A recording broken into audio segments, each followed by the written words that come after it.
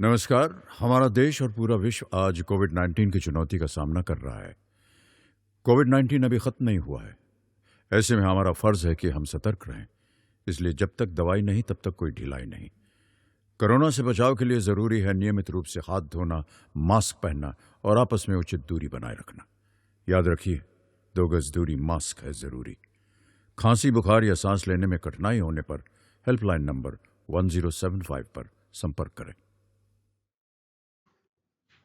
प्यारे बच्चों, मैं डॉक्टर चित्रा पिल्लई हिंदी कक्षा में आप सभी का स्वागत करती हूँ, अभिनंदन करती हूँ। बच्चों, आज हम पत्र लेखन विधा पढ़ने जा रहे हैं। जैसा कि आपने पूर्व कक्षाओं में भी पत्र लेखन विधा को पढ़ा है, पत्रों को लिखा है और पत्रों के परिचय से भी आप वाकिफ हैं, तो उसी श्रृंखला में आज हम पुनः इसकी पुनरावृत्ति करते हैं। पत्र लेखन। प्रश्न है, पत्र लेखन क्या है? पत्र लेखन का परिचय बहुत विस्तृत है। पत्र लेखन एक महत्वपूर्ण कला है। आज के अति व्यस्त युग में इसका महत्व और बढ़ गया है। आज मानव के संबंध बहुत अधिक बढ़ गए हैं। उसे प्रतिदिन कितने ही व्यक्तियों, संबंधियों, कार्यालयों से संपर्क साधना पड़ता है। हर स्थान पर वह व्यक्तिगत रूप से उपस्थित नहीं हो सकता, अतः उसे पत्र का सहारा लेना पड़ता है।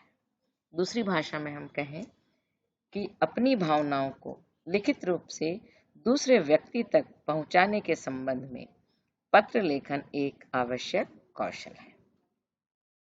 अपने विचारों एवं भावों की अभिव्यक्ति के लिए पत्र लेखन का प्रयोग किया जाता है। अपने सगे संबंधियों, पदाधिकारियों, मित्रों, संपादकों आदि से जुड़ने की कला पत्र लेखन कहलाती है। पत्र लेखन हमारे जीवन का एक महत्वपूर्ण अंग है, जो लोगों को समाज से जोड़कर रखती। बच्चों, पत्र लेखन में बहुत सी बातें आती है। पत्र के कितने अंग होते हैं, पत्र कितने प्रकार के होते हैं, पत्र लेखन की क्या क्या विशेषताएं होती। सबसे पहले हम यहाँ पत्र लेखन की विशेषताओं के बारे में जानेंगे। यदि हम किसी को भी पत्र लिखते हैं तो उसमें मुख्यतः 2-3 विशेषताओं का समावेश रहता है। जैसे कि पत्र में सरलता। पत्र की जो भाषा है वह सरल, सुबोध और ग्रहणशील होनी चाहिए। उसमें स्पष्टता का होना अत्यंत आवश्यक है। कहने का तात्पर्य यह है सरलता। हम पत्र जिस तरह से भी लिखते हैं या हम अपनी जो भाषा अभिव्यक्ति करते हैं वो बहुत सरल होना चाहिए। इसके साथ ही ज्ञानवर्धक, सुबोध होनी चाहिए।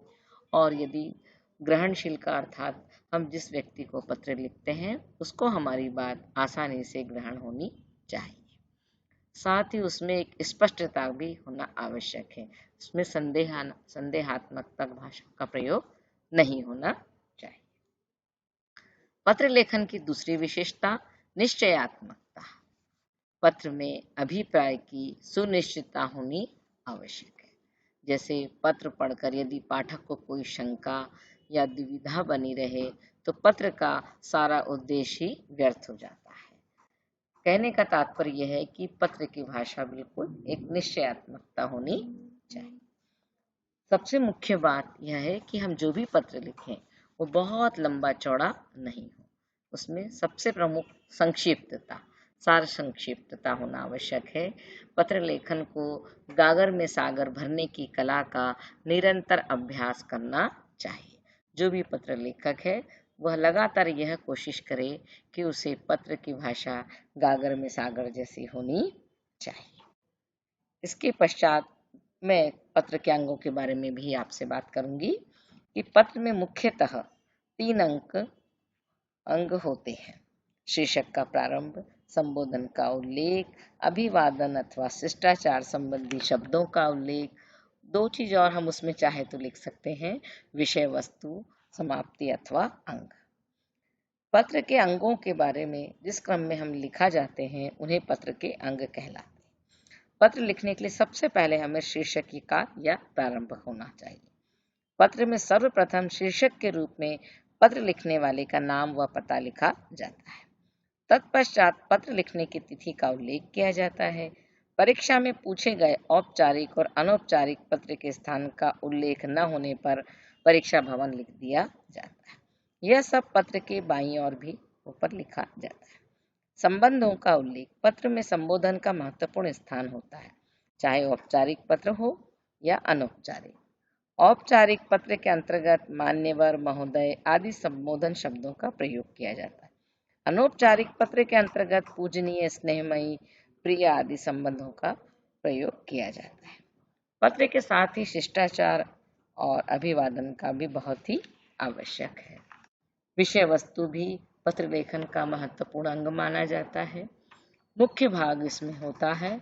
इस भाग में भावों और विचारों को प्रकट किया जाता है तथा पत्र के अंत में समाप्ति या अंत लिखा जाता है, जिसमें पत्र लेखक जो होता है वह धन्यवाद या अपने स्वयं का परिचय भी देता है। बच्चों, ये तो मुख्यतः पत्र लेखन की प्रमुख बात हो गई। इसके साथ ही हमें परीक्षा की दृष्टि से भी देखना है कि पत्र मुख्यतः 5 अंक का आता है। प्रारंभ एवं समापन की औपचारिकता जो होती है वो 1 अंक में, बीच की विषय सामग्री 3 अंक में एवं भाषा की शुद्धता एवं प्रस्तुति 1 अंक में होती है। पत्रों के प्रकार। पत्रों की विषय वस्तु एवं शैली के आधार पर 2 वर्गों में हम पत्र को भागित कर सकते हैं, औपचारिक पत्र, अनौपचारिक पत्र। बच्चों देखिए, आपके समक्ष ये जो चित्र दिखाई दे रहे हैं ये सब औपचारिक पत्र हैं 2, और बीच में जो है वो अनौपचारिक, अर्थात हम इसको लिफाफे में रख के भी भेज सकते हैं और इसमें हम सरकारी पत्र को भी भेज सकते हैं। ये अंतर्देशीय पत्र है, ये पोस्ट कार्ड है और ये कोरा लिफाफा है। औपचारिक पत्र की हम बात करेंगे।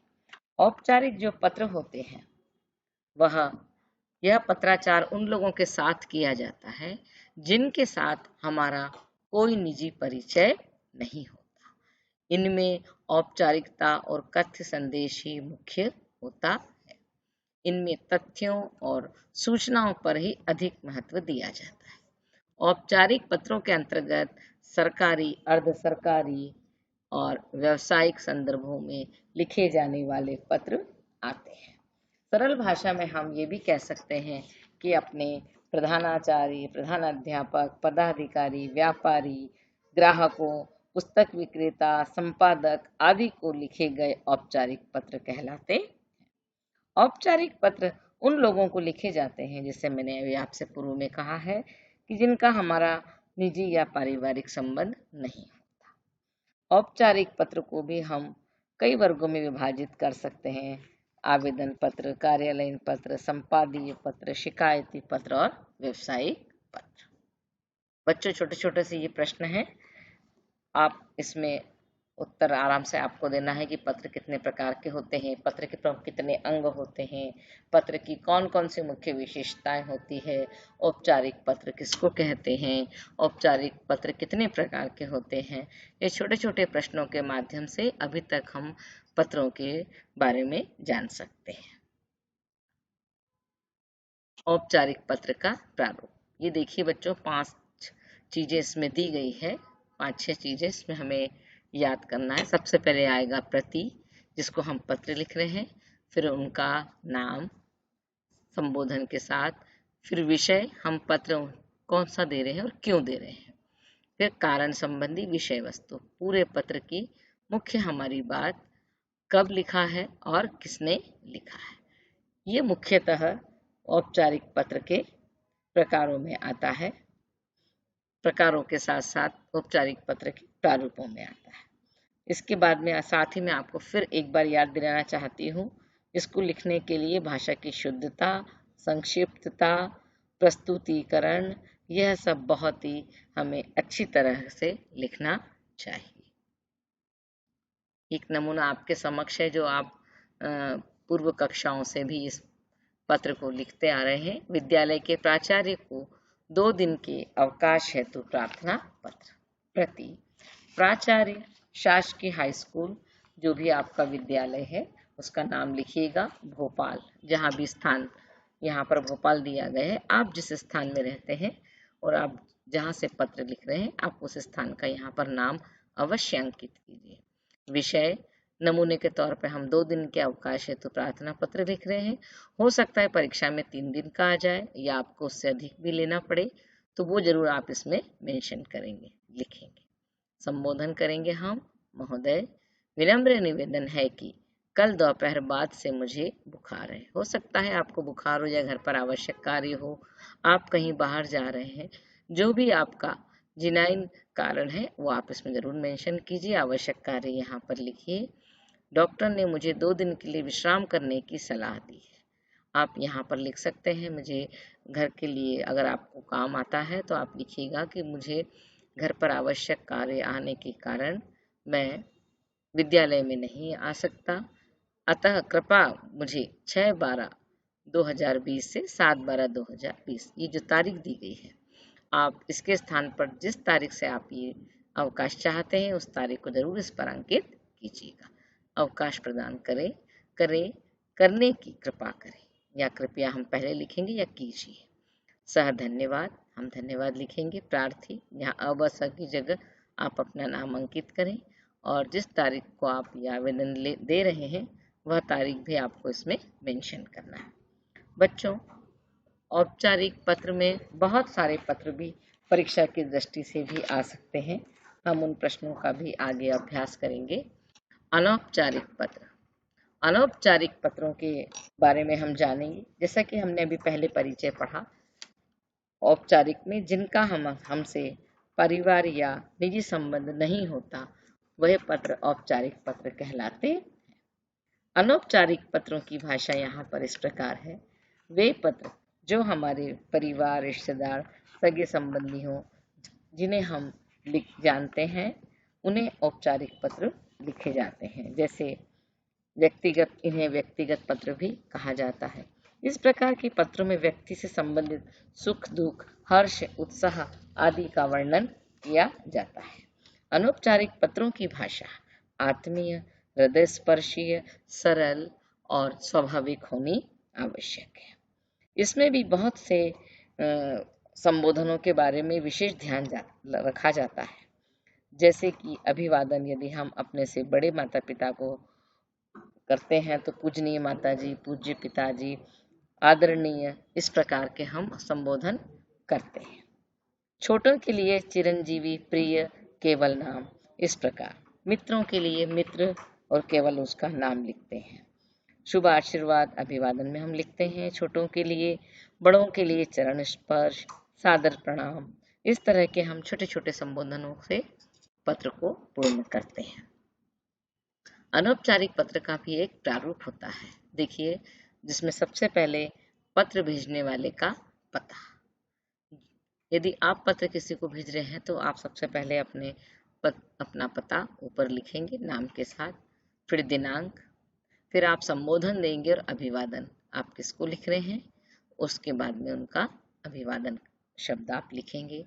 फिर आप अपने पत्र की पूरी विषय वस्तु लिखेंगे कि आप यह पत्र क्यों लिख रहे हैं। लिफाफे के लिए पता, प्राप्त करने वाले का और किसने लिखा। देखिए, अनौपचारिक पत्र बच्चों परीक्षा में भी यह अवश्य आता है। अपने मित्र को उसके जन्मदिन हेतु बधाई पत्र लिखिए। सबसे पहले स्थान, पता, प्रिय मित्र मोहन।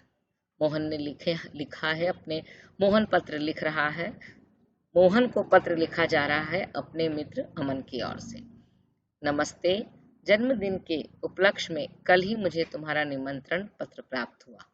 तुम्हारा जन्म दिवस हम सबके लिए भी अत्यंत हर्ष का विषय है। तुम्हारे जन्मदिन के अवसर पर मैं अवश्य आना चाहता था, परंतु मेरी परीक्षा निकट होने के कारण मैं स्वयं को असमर्थ पा रहा हूँ। मुझे विश्वास है कि तुम मेरी विवशता को ध्यान में रखते हुए मुझे क्षमा कर दोगे। तुम्हारे जन्मदिन के शुभ अवसर पर मेरी ओर से बधाई व मंगल कामना।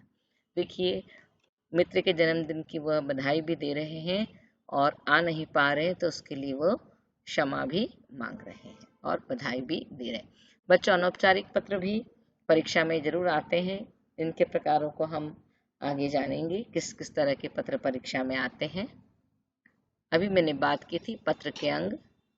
पत्र चाहे औपचारिक हो या अनौपचारिक सामान्यतः पत्रों के अंग हैं पता और दिनांक, संबोधन अभिवादन शब्दावली का प्रयोग तथा पत्र की सामग्री। पत्र की समाप्ति, स्वनिर्देश और हस्ताक्षर, ये सभी बिंदु पत्र में आवश्यक रूप से अंकित होने चाहिए। कुछ अभ्यास के प्रश्न हैं जो परीक्षा की दृष्टि से महत्वपूर्ण है। बच्चों, इनको जरूर आप नोट करिएगा और इनका बार बार अभ्यास कीजिएगा। अपने प्राचार्य को शाला शुल्क से मुक्ति हेतु प्रार्थना पत्र लिखिए। शाला शुल्क से मुक्ति अर्थात टीसी आपको चाहिए और ये भी हमें देना है, और शाला शुल्क से फीस माफ हेतु प्रार्थना पत्र लिखना है। टीसी के लिए स्थानांतर प्रमाण पत्र और बीमारी के लिए अस्वस्थ मित्र को अच्छे स्वास्थ्य की शुभकामना देते हुए एक अनौपचारिक पत्र है। वार्षिक परीक्षा की तैयारी के संबंध में पिताजी को भी हमें पत्र लिखना है। तो आपके समक्ष 2 औपचारिक और 2 अनौपचारिक पत्र दिए गए। पत्रों की श्रृंखला के पश्चात हम निबंध लेखन विधा के बारे में बात करेंगे। पत्र, मैंने जैसा कि आपको पूर्व में बताया कि पत्र 5 अंक का परीक्षा में आता है। निबंध लेखन 10 अंक का परीक्षा में आता है। 10 अंक में भी 3 अंक हमारे निबंध की रूपरेखा, जिन्हें हम संकेत बिंदु के नाम से भी जानते हैं, वह 3 अंकीय होता है, और जो हम निबंध विस्तृत रूप से लिखते हैं वह 7 अंक का होता है। सामान्य तौर पर दोनों ही निबंध में रूपरेखा लिखना आवश्यक है। कई बच्चे बिना रूपरेखा लिखे ही पहला जो निबंध प्रश्न है अ नंबर का के किसी भी एक विषय पर निबंध लिखिए, कभी कभी वह रूपरेखा नहीं लिखते हैं और सीधे बिंदुओं द्वारा निबंध का प्रारंभ कर देते हैं।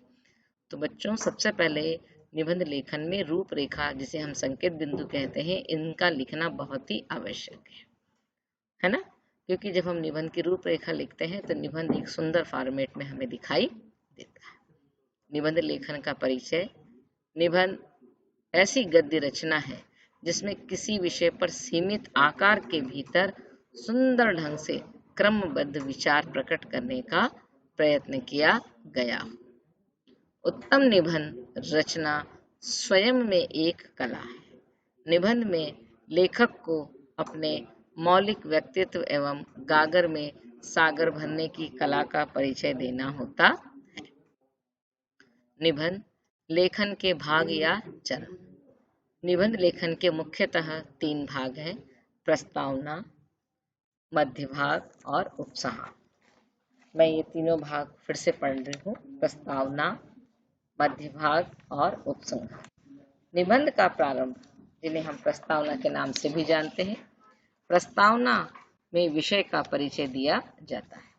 प्रस्तावना इस प्रकार से लिखी जानी चाहिए कि पाठक इसे पढ़कर पूरे निबंध को पढ़ने के लिए प्रेरित हो सके।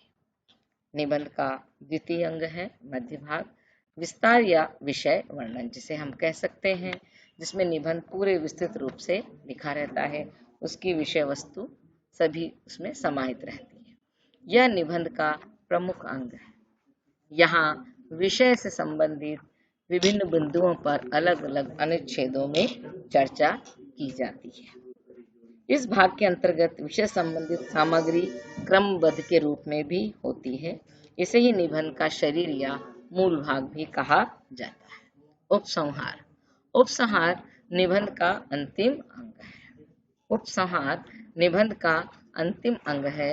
यहाँ निबंध में कही गई सभी बातों का सारांश रूप में प्रस्तुत किया जाता है।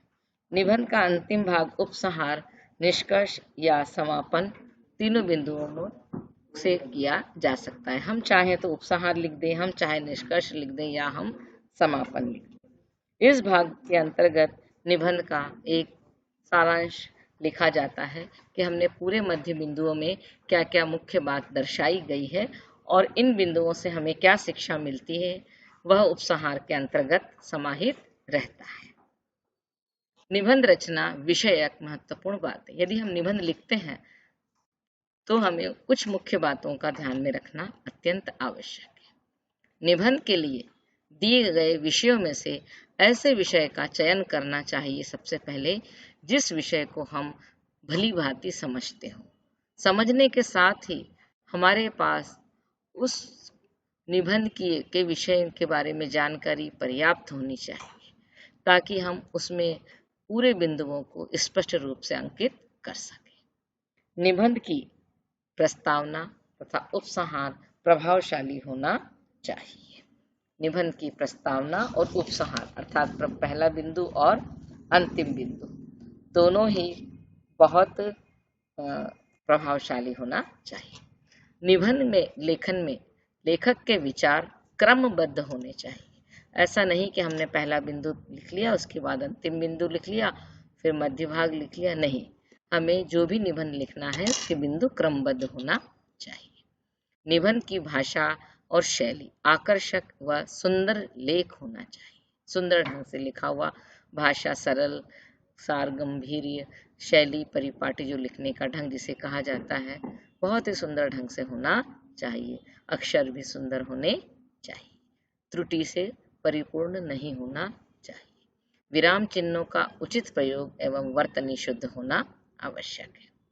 जितने शब्दों में निबंध लिखने को कहा गया है, उस शब्द सीमा का ध्यान अवश्य रखना चाहिए। बच्चों, ये तो निबंध रचना संबंधी महत्वपूर्ण बातें हुई है। इसके पश्चात मैं आपको निबंध रचना विषय के महत्वपूर्ण बातों की श्रृंखला में हम अभी आगे चलते हैं, जिसमें निबंध के कुछ प्रकारों के बारे में भी हम जानेंगे। निबंध को मुख्य शैली एवं विषय वस्तुओं के आधार पर निम्न प्रकारों में वर्गीकृत किया जाता है। मुख्यतः निबंध कई प्रकार के होते हैं, परंतु हमारे पाठ्यक्रम में मुख्यतः 4 या 5 प्रकार के निबंध होते हैं। वर्णनात्मक निबंध, इसके अंतर्गत स्थान, व्यक्ति विशेष, ऋतु विशेष आदि से संबंधित निबंध आते हैं। विचारात्मक निबंध, विचारात्मक निबंधों के अंतर्गत विभिन्न विषयों पर पक्ष विपक्ष, सकारात्मक नकारात्मक आदि विचार प्रस्तुत किए जाते हैं। विज्ञान, आतंकवाद आदि निबंध इसी श्रेणी में आते हैं। भावात्मक निबंध, कुछ विषय ऐसे होते हैं जिनमें भावों की प्रधानता होती है, जिनमें सूक्ति, लोकोक्ति आदि पर लिखे गए निबंध इस श्रेणी के अंतर्गत आते हैं। जैसे परहित सरिस धर्म नहीं भाई, या सांच बराबर तप नहीं, झूठ बराबर पाप। अर्थात निबंध में लोकोक्ति का टाइटल दे दिया जाता है कई कई निबंध में, और कहा जाता है इनका आशय स्पष्ट कीजिए। व्याख्यात्मक या विश्लेषणात्मक निबंध, इस प्रकार के निबंध तथ्यों के आधार पर या विषयों का विश्लेषण अथवा विवरण दिया जाता है तथा उस पर समाधान या सुझाव प्रस्तुत किया जाता है। जैसे अर्थव्यवस्था, अंतर्राष्ट्रीय संबंध आदि से जो इस तरह से कठिन बच्चों के जो निबंध होते हैं, वह व्याख्यात्मक और वर्णनात्मक निबंध भी कहे जाते हैं। परीक्षा में निबंध किस प्रकार से आते हैं, कितने अंक का, मैंने अभी आपको स्पष्ट किया है। इसके पश्चात में परीक्षा में 10 अंक का निबंध पूछा जाता है। भाग अ में निरंतर निबंध विस्तार से लिखा जाता है, जो 7 अंक का होता है। मैंने अभी आपसे कहा बच्चों, इसमें भी रूपरेखा को आप स्पष्ट रूप से अंकित कीजिए। भाग ब में निबंध की केवल रूपरेखा पूछी जाती है, जिसके लिए भी निर्धारित अंक 3 है। निबंध के लिए पहले बिंदु लिखे जाते हैं, बाद में उन पर विस्तार से विवरण दिया जाता है, और रूपरेखा में दिए गए विषय पर सिर्फ हमें बिंदु लिखने होते हैं, उस पर हमें विस्तार से विवरण नहीं लिखने के लिए कहा जाता है। निबंध की रूपरेखा, बच्चों ये देखिए, मैंने कुछ आपको निबंध की रूपरेखा के बारे में बताना चाह रही हूँ। किस तरह से निबंध की रूपरेखाएं आपको परीक्षा में लिखना है। इन रूपरेखा के माध्यम से आप निबंध को बहुत ही अच्छे सुंदर तरीके से लिख सकते हैं। मैं रूपरेखा लिखने से पहले कुछ आपको बताना चाहूँगी। निबंध में कुछ आवश्यक बातें हैं जिनके द्वारा आप निबंध को बहुत अच्छे से सजा संवार सकते हैं। निबंध में मुख्यतः यदि आवश्यक है तो आप उसमें विविध सूक्तियाँ, लोकोक्तियाँ, श्लोक, महापुरुषों के कथन आदि का प्रयोग करके भाषा एवं भाव को प्रभावी बनाने का प्रयास कर सकते हैं। विद्यार्थियों के लिए यह सब लिखने पर एक श्रेष्ठ निबंधकार के रूप में आप जाने जा सकते हैं। लिखने के लिए कुछ सरल सी बातें हैं कि सबसे पहले यदि हमें कोई निबंध का शीर्षक मिला है जैसे पर्यावरण प्रदूषण, तो सबसे पहले हमें दिए गए शीर्षक का अध्ययन करना अत्यंत आवश्यक है। यह अध्ययन हमें गंभीरता पूर्वक करना चाहिए। इसके पश्चात दिए गए रूपरेखा, जिन्हें हम संकेत बिंदु कहते हैं, इस प्रकार के संकेत बिंदुओं का भी हमें ध्यान पूर्वक अध्ययन करके उनका उचित प्रयोग निबंध में करना चाहिए। साथ ही निबंध की शुरुआत हम किस तरह से कर रहे हैं, भूमिका हमारे मस्तिष्क में बार बार इंगित होना चाहिए। सबसे पहले बच्चों, मैं आपसे एक और बात कहना चाहती हूँ कि यह अभ्यास हमें केवल परीक्षा के समय नहीं करना है। कुछ बच्चे सोचते हैं हम निबंध परीक्षा में लिख लेंगे, मेन बिंदु पढ़ के चले जाते हैं, लेकिन नहीं बच्चों। निबंध सबसे कठिन प्रश्न है का अभ्यास आपको पूर्व में भी करना आवश्यक है। इसलिए आप अपने पूर्व में ही बहुत अभ्यास करें। निबंध लिखने के लिए आपको चिंतन की बहुत आवश्यकता है, आपको शब्दकोश की आवश्यकता है, वाक्य रचना की भी बहुत आवश्यकता है, जो कि परीक्षा में इतने कम समय में बहुत अच्छे निबंध लेखन को लिखने में आपको सहायता नहीं कर सकती। इसके पश्चात क्रमबद्धता भी बहुत आवश्यक है। निबंध लिखने में विषय केंद्रित होकर विषय वस्तु को क्रम से भी प्रस्तुत किया जाना आवश्यक है। ऐसा करने से विचारों में बिखराव नहीं आता। शब्द चयन, भाषा शैली भी बहुत अच्छी होनी चाहिए। खास करके हमें शब्द सीमा का विशेष ध्यान रखना है। 200 और 250 शब्दों को लिखना, अर्थात मान लीजिए 200-250 शब्द जो हैं 2 या 3 पेज में हमारे समाहित होते हैं। जहाँ तक कि उपसर्ग या कर्ता कारक जो लगते हैं उनको हम अगर छोड़ के अव्ययी शब्दों को छोड़कर देखें तो बाकी शब्द हमारे मुख्य शब्द कहलाते हैं, जो शब्द सीमा के अंतर्गत आते हैं। इस प्रकार में कुछ ऐसी बातें हैं जो हमें नहीं लिखना चाहिए। निबंध में अधिक लंबे वाक्यों का हमको प्रयोग नहीं करना चाहिए। उचित स्थान पर संदर्भों का प्रयोग करना चाहिए। अप्रासंगिक संदर्भों का प्रयोग नहीं करना चाहिए। लंबी लंबी कहानियां नहीं लिखना चाहिए। खास करके समय और शब्द सीमा दोनों का हमें ध्यान रखना है। सहजता, सजीवता, विराम चिन्ह, छोटे वाक्य, सरल वाक्य, ये बहुत सारी विशेषताओं को लेते हुए आपको एक निबंध रचना करनी चाहिए। सबसे पहले प्रस्तावना, वैज्ञानिक प्रगति और प्रदूषण, ये इसका प्रमुख बिंदु है। प्रदूषण का घातक प्रभाव, पर्यावरण की शुद्धि और उपसंहार। दूसरे निबंध की रूपरेखा इस प्रकार है। पुस्तकालय का महत्व। पुस्तकालय का महत्व जो है, ये बहुत सरल निबंध नहीं है, इसे भी आप विचार करके लिखिएगा। प्रस्तावना, पुस्तकालय की हमें भूमिका बनानी है कि पुस्तकालय है क्या, इसमें इसका अर्थ स्पष्ट करना है। फिर पुस्तकालय का स्वरूप, ने एक लाइब्रेरी का स्वरूप कैसा होना चाहिए, उसमें किस तरह से पुस्तकें रखी होनी चाहिए, सरल कहाँ होनी चाहिए, बच्चों के लिए कैसी है, ज्ञानवर्धक कहाँ पर है, कुछ सामाजिक पुस्तकें, धार्मिक, तो जितने भी प्रकार की पुस्तकें हमको रखना है तो उस पुस्तकालय का स्वरूप कैसा होना चाहिए। यह गतिविधि हम अपने घर में भी कर सकते हैं। पुस्तकालय का एक महत्व, कि यह पुस्तकालय का महत्व क्या है, क्यों इतनी सारी पुस्तकों को एक जगह रखा जाता है, कुछ तो विशेष इसका कारण होगा। तो महत्व से अर्थात ये उपयोग, ये पुस्तकालय का क्या विशेष उपयोग है। फिर पुस्तकालय से हमें क्या लाभ प्राप्त होता है, अंत में हम लिखेंगे उपसंहार। इस प्रकार से हमें रूपरेखा सहित किसी भी परीक्षा में अगर विषय आता है तो उसकी रूपरेखा हमें इसी प्रकार से लिखनी है, उस शीर्षक के बारे में। परीक्षा उपयोगी कुछ निबंधों पर हम चर्चा करेंगे जो परीक्षा में आते हैं। विज्ञान के चमत्कार, या आपने पूर्व कक्षाओं से निबंध का अभ्यास अवश्य किया होगा। विद्यार्थी जीवन, यानी आपका जीवन कैसा होना चाहिए, इस पे आप बहुत अच्छे से लिख सकते हैं। स्वच्छता अभियान, अर्थात अभी वर्तमान समय में या वैसे शुरू से ही स्वच्छता अभियान निबंध चला आ रहा है। स्वच्छता अभियान में बहुत सरल निबंध है बच्चों। आप जैसे दैनिक व्यवहार में स्वच्छता को देखते हैं, अपने आसपास घर में भी और उपयोग भी करते हैं, उसके बारे में भी आप क्रमबद्ध लिख सकते हैं। वर्तमान समय की सबसे कठिन परेशानी कोविड-19 का मानव जीवन पर क्या प्रभाव पड़ा, आप अपने अपने परिवार के बारे में भी इस पर लिख सकते हैं। पुस्तकालय का महत्व मैंने अभी आपको पढ़ के सुनाया। और खेल का महत्व, जो खेल का महत्व है, जो उसके बारे में भी आप लिख सकते हैं। और समाचार पत्र का भी हमारे जीवन में क्या उपयोग है, इसके बारे में भी आप बहुत अच्छे से लिख सकते हैं। निश्चित है कि आप लोग समाचार पत्र भी पढ़ते होंगे, कुछ घटनाओं को भी जानते हैं, उनके द्वारा अलग अलग तरह के समाचारों को भी आप पढ़ते हैं। इस प्रकार से आपको इस निबंध को लिखना है और 7-10 अंक अवश्य ही प्राप्त करना है। बच्चों, आज मैंने आपको पत्र लेखन और निबंध लेखन के कुछ मुख्य अंश पढ़ाए हैं। आशा है आपको समझ में आ गए होंगे। यदि आपको समझ में नहीं आता है तो आप इनको बार बार वीडियो के माध्यम से देख सकते हैं। साथ ही इनका अभ्यास अवश्य करिए, परीक्षाओं में बहुत अच्छे अंक प्राप्त कीजिए। इसके पश्चात भी यदि आपको कुछ ऐसा लगता है पढ़ने में कठिनाई आती है तो आप अपने विषय शिक्षक की सहायता अवश्य ले सकते हैं। आज की हमारी कक्षा बच्चों यहीं समाप्त होती है। नमस्कार।